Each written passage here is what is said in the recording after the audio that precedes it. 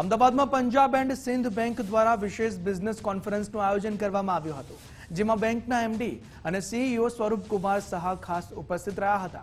આ પ્રસંગે બેંકે વર્ષ 2029 સુધી દેશભરમાં 2000થી વધુ શાખાઓ શરૂ કરવાનો લક્ષ્યાંક જાહેર કર્યો હતો। સાથે જ ગુજરાતમાં ચાલુ વર્ષ દરમિયાન 30થી વધુ નવી શાખાઓ ખોલવાની અને વર્ષ 2028 સુધી રાજ્યના તમામ 33 જિલ્લાઓમાં બેંકની નવી શાખાઓ ખોલવાની યોજના વ્યક્ત કરાઈ હતી। કાર્યક્રમ દરમિયાન એમએસએમઈ અને સ્ટાર્ટઅપ સેક્ટરને વધુ પ્રોત્સાહન આપવા માટે વિવિધ યોજનાઓની જાહેરાત કરવામાં આવી હતી। કેટલાક લાભાર્થીઓને લોનના સેક્શન લેટર પણ એનાયત કરવામાં આવ્યા હતા। ગ્રાહકોને ઝડપી અને સરળ બેન્કિંગ સેવાઓ મળે તે માટે ટેકનોલોજી પીએસબી આધારિત વ્યવસ્થાઓને વધુ મજબૂત બનાવવામાં આવી રહી હોવાનું બેંકે જણાવ્યું હતું।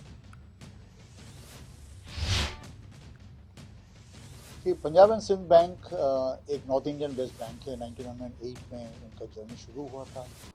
वेरियस माइलस्टोन्स अचीव करते करते अभी हम 2,60,000 करोड़ का बिजनेस किया मार्च 26 में।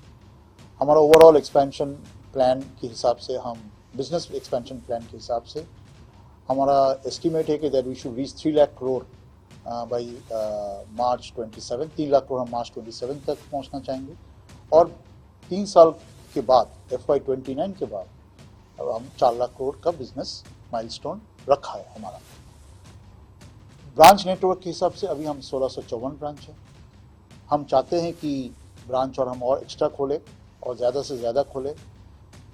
इस नेटवर्क हम बढ़ाना चाहते हैं बाई FY29 अप टू 2000।